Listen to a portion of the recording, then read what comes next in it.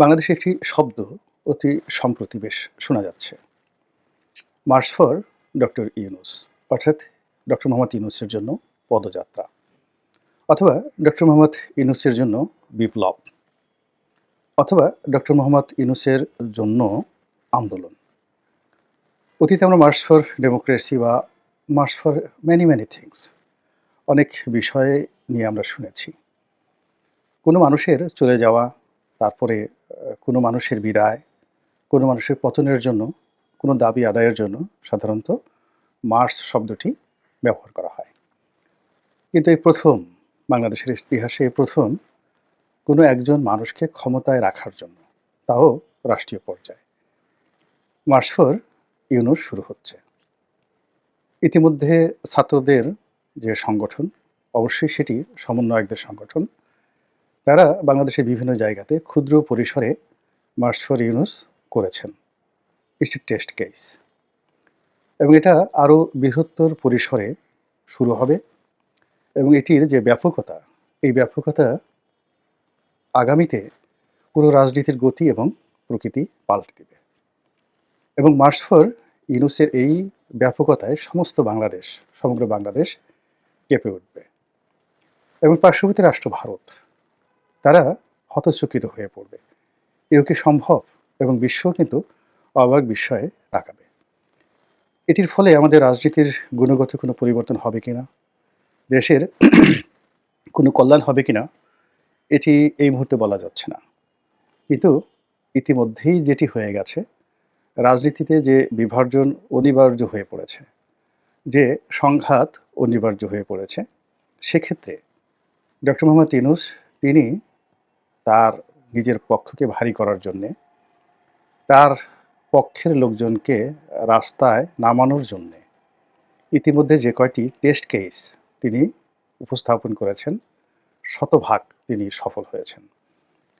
আর তার উল্টো দিকে তার বিরুদ্ধে রাস্তায় নামার জন্য বিভিন্ন মানুষ পরিকল্পনা করছেন, বিভিন্ন প্রতিষ্ঠান হুমকি দিচ্ছেন, বিভিন্ন অর্গানাইজেশন, সংগঠন।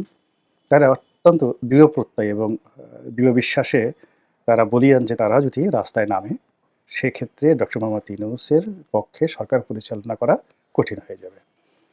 অনেকে দম্ভ করে বলার চেষ্টা করছেন, আমরা শেখ হাসিনার মতো স্বৈর শাসককে হটিয়েছি, কাজেই আমাদের সঙ্গে লড়তে এসো না, আমাদের সঙ্গে যদি লড়তে এসো ১ ঘন্টাও টিকতে পারবে না। কিন্তু এক্ষেত্রে ডক্টর মোহাম্মদ ইউনূসের যে ইতিবাচক দিকগুলো, আর শেখ হাসিনা থেকে শুরু করে অন্যান্য যারা রয়েছেন, তাদের নেতিবাচক দিকগুলো একত্র করলে, পাশাপাশি করলে খুব সহজেই বুঝতে পারবেন যে আগামীতে March for doctor Mohammad Yunus এটি কতটা প্রলয়ঙ্করী হতে যাচ্ছে ইউনূস বিরোধীদের জন্য। আপনারা ইতিমধ্যে দেখেছেন যে রাজনীতির চাণক্য নীতি শুরু হয়ে গেছে। এখানে সরকারের সঙ্গে সরাসরি সংঘর্ষে না গিয়েও যেটি বোঝা যাচ্ছে যে বিএনপি স্পষ্টতই ডক্টর মোহাম্মদ ইউনূসের বিপক্ষে, এবং বিএনপি যে কোনো সময় ডক্টর মোহাম্মদ ইউনূসের বিরুদ্ধে রাজপথে নামতে পারেন। এটিকে সম্ভাব্য একটি আক্রমণ মনে করে বা এটিকে সম্ভাব্য একটি আন্দোলন হিসেবে আখ্যা দিয়ে সরকারের পক্ষ থেকে যে সকল প্রস্তুতি নেওয়া হয়েছে দেশে এবং দেশের বাইরে, তার প্রেক্ষিতে আপনারা ইতিমধ্যেই দেখেছেন যে জামাতের আমির জনাব ডক্টর শফিকুর রহমান, তিনি ইতিমধ্যেই লন্ডনে বেগম জিয়ার সঙ্গে দেখা করেছেন। এবং সেই বৈঠকের পর যেটি হয়েছে, চারিদিকে গুজব ছড়িয়ে পড়েছে, নানা রকম গুজব, এবং তার প্রেক্ষিতে জনাব শফিক অত্যন্ত সাদামাটা, নির্লিপ্ত এবং একটা ভালো মানুষই যাকে বলা হয় ধরনের বিবৃতি তিনি দান করেছেন। তিনি যেটি বলার চেষ্টা করেছেন যে আমাদের দীর্ঘদিনের রাজনৈতিক সৌহার্দ্যতা রয়েছে, সম্পর্ক রয়েছেন, আর বেগম জিয়া সর্বজন শ্রদ্ধেয়া, বয়োবৃদ্ধ এবং প্রবীণা। তো কাজেই তার এই অসুস্থতার সময়, তিনি সত্যিকার অর্থে অসুস্থ, তার সঙ্গে সৌজন্য সাক্ষাৎ করাটা এটি আমার রীতির মধ্যে পড়ে, ধর্তব্যের মধ্যে পড়ে, আমি সেই কাজটি করেছি।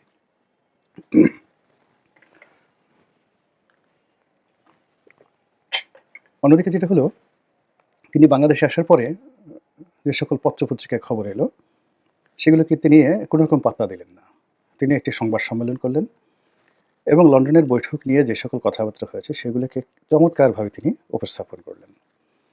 তার দলের যিনি মহাসচিব অধ্যাপক গোলাম পারওয়ার, তিনি মাঝে মাঝে এমন একটি বক্তব্য দিলেন, যে বক্তব্যটি শুনে আপনি বুঝতে পারবেন না যে তারা কি ডক্টর মোহাম্মদ ইউনূসের পক্ষে নাকি আ বিএনপির পক্ষে। তারা কি ফেব্রুয়ারি মাসে নির্বাচন চায়, জুনে চায় নাকি ডিসেম্বরে চায়? তারা কি ডিসেম্বরে নির্বাচনের জন্য যদি দাবি জোরদার হয় তাহলে নির্বাচনে আসবে নাকি আসবে না? কোনো কিছুই বুঝতে পারবে না এবং এটা জামাতের একটা কৌশল এবং সেই কৌশলের সঙ্গে সঙ্গত কারণেই ডক্টর মোহাম্মদ ইউনূসের একটা সংযোগ থাকতে পারে। এটা আমি অন্য একটা ভিডিওতে বলেছি।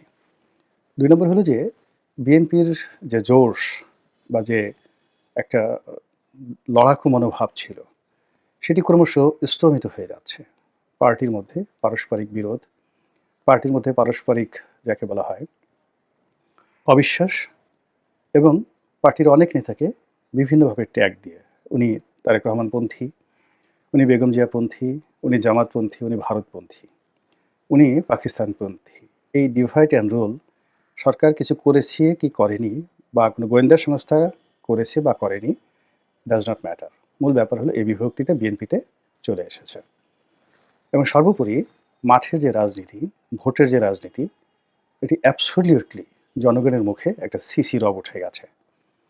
চারিদিকে যেভাবে প্রকাশ্যে চাঁদাবাজি হচ্ছে এবং মানুষ যেভাবে মাহরুম হয়ে পড়ছে, অসহায় হয়ে পড়ছে, সেখানে ভোট, গণতন্ত্র কিংবা আওয়ামী লীগের বদনাম এর কোনোটিই এখন মানুষের কাছে গ্রহণযোগ্যতা পাচ্ছে না। মানুষ তার দৈনন্দিন সমস্যা নিয়ে তারপরে নানা রকম যাকে বলা হয় জটিলতা নিয়ে এতটা ব্যস্ত এবং যে যার মতো করে পাগলের মতো ছুটে সমস্যার সমাধানের চেষ্টা করছে কিন্তু পারছে না। আর তার উপরে যখন রাজনীতির যে চাঁদাবাজি এই জিনিসগুলো হচ্ছে আর স্পষ্টতই যে দলের বিরুদ্ধে চাঁদাবাজির অভিযোগ আসছে সেই দলের যারা লোকজন ভোটের নামে এলাকাতে ঘোরাফেরা করছে, জনসংযোগ করছে এবং ৪-৫ জন লোক একটা এলাকাতে নির্বাচনের জন্য ৪-৫ রকমের মেরুকরণ তৈরি করে ফেলেছে। সেখানে রীতিমতো জনরোষ তৈরি হয়ে গেছে। ডক্টর মোহাম্মদ ইউনূস ইতিমধ্যে যে কাজটি করেছেন সেটা হলো তিনি ইসলামপন্থী যারা আছেন তাদেরকে তার পক্ষে টেনে নিয়েছেন। অর্থাৎ এখানে জামাতের সঙ্গে অন্যান্য ইসলামপন্থীদের রাজনৈতিক বিভেদ থাকতে পারে, কিন্তু ডক্টর মোহাম্মদ ইউনূসের ব্যাপারে সমস্ত ইসলামপন্থীদের একটা ভীষণ রকম যাকে বলা হয় সফটকর্নার রয়েছে এবং এখানে যেটি ফিলিস্তিনের জন্য হলো মার্চ ফর ফিলিস্তিন, এত বড় বিশাল সমাবেশ বাংলাদেশে নিকট অতীতে হয়নি। তো আগামীতে যদি বৃহত্তর পরিসরে মার্চ ফর ইউনূস হয় এবং সকল যাকে বলা হয় ইসলামপন্থীরা যদি রাজপথে নামেন, ওটাকে মোকাবেলা করার শক্তি বাংলাদেশে কোনো রাজনৈতিক দলের নেই। বোঝার চেষ্টা করুন। বিএনপি যদি ইউনূস বিরোধী একটা সমাবেশ করে কত লোক হবে পল্টন ময়দানের বা ধরুন সরোয়ার্দী উদ্যানে কিংবা ধরুন বিএনপি অফিসের সামনে। আবার তার কাউন্টার যদি মার্চ ফর ডেমোক্রেসি করে তাহলে দেখা গেল যে তার চেয়ে অন্তত ১০ গুণ লোক বেশি ইসলামপন্থীরা আনতে পারবে। এমনকি চরমোনাই একা আনতে পারবে। তো সেক্ষেত্রে দেখা যাচ্ছে যে ভোটের মাঠে বিএনপির সঙ্গে হয়তো তারা পারবে না। কিন্তু মার্চ ফর ইউনূস অথবা ইউনূস হটাও এই দুটো বিষয় নিয়ে যদি রাজনৈতিক দলগুলো পরস্পরের মুখোমুখি দাঁড়িয়ে যায়, সেই ক্ষেত্রে ইসলামপন্থীদের যে সমাবেশটা এটি মার্চ ফর ফিলিস্তিন এই ধরনের একটি সমাবেশে রূপ নেবে। ফলে ঢাকার রাজপথে অন্ততপক্ষে ঢাকার রাজপথে, চট্টগ্রামের রাজপথে, সিলেটের রাজপথে এবং রাজশাহীর রাজপথে মার্চ ফর ইউনূসের যে চমক, এই চমকের সামনে রাজনৈতিক দলগুলো চমক দেখাতে পারবে না। এর ফলে এই যে মার্চ ফর ইউনূস ক্ষুদ্র পরিসরে বিভিন্ন জায়গাতে হচ্ছে, এটি টেস্ট কেস এবং আগামী জুন, জুলাই, আগস্টে দেখা যাচ্ছে যে এটি যখন বৃহত্তর পরিসরে চলে যাবে, তখন এই যে চাঁদাবাজির অভিযোগ, অন্যান্য যে সকল অবিশ্বাস রাজনৈতিক দলের মধ্যে রয়েছে, সেগুলো ক্রমশ বাড়তে থাকবে। আর অন্যদিকে ইউনূসের যারা পক্ষের লোকজন আছে তারা শক্তিশালী হতে থাকবে। আর এর মধ্যে দেশীয় এবং আন্তর্জাতিক যদি কোনো ঘটনা ঘটে, দুর্ঘটনা ঘটে, যা কিছুই ঘটুক না কেন, সেইগুলো আসলে ইউনূসের পক্ষেই চলে যাবে। ডক্টর মোহাম্মদ ইউনূসের শুধু একটাই সমস্যা, আইনশৃঙ্খলা রক্ষার এই সমস্যাটি রয়েছে বাংলাদেশে। এটি যদি তিনি মোটামুটি সামাল দিতে পারেন, তাহলে আগামীতে যে নির্বাচন করা, নির্বাচনের সময় দেওয়া, এটা একান্তই তার দয়া মায়ের উপর নির্ভর করবে। এটাই হলো রূঢ় বাস্তবতা। বিভিন্ন মানুষ নানা রকম ট্যাগ দেওয়ার চেষ্টা করছেন। কেউ বলার চেষ্টা করছেন যে ভারতের সঙ্গে ডক্টর মোহাম্মদ ইউনূসের একটা সমঝোতা হয়ে গেছে। অনেকে বলার চেষ্টা করছেন যে আমেরিকার একটা বিরাট টিম বাংলাদেশে আছেন, তারা তাদের মিশন সাকসেস না করে ডক্টর মোহাম্মদ ইউনূসকে যেতে দেবেন না এবং তারা তাদের সেই মিশন ইতিমধ্যে শুরু করে দিয়েছেন। কেউ বলছেন সেটা সেন্ট মার্টিন নিয়ে, কেউ বলছেন রোহিঙ্গাদের নিয়ে, কেউ বলছেন আরাকান রাজ্য নিয়ে, হোয়াট এভার মেবি। পর্দার আড়ালে অনেক কিছু হচ্ছে।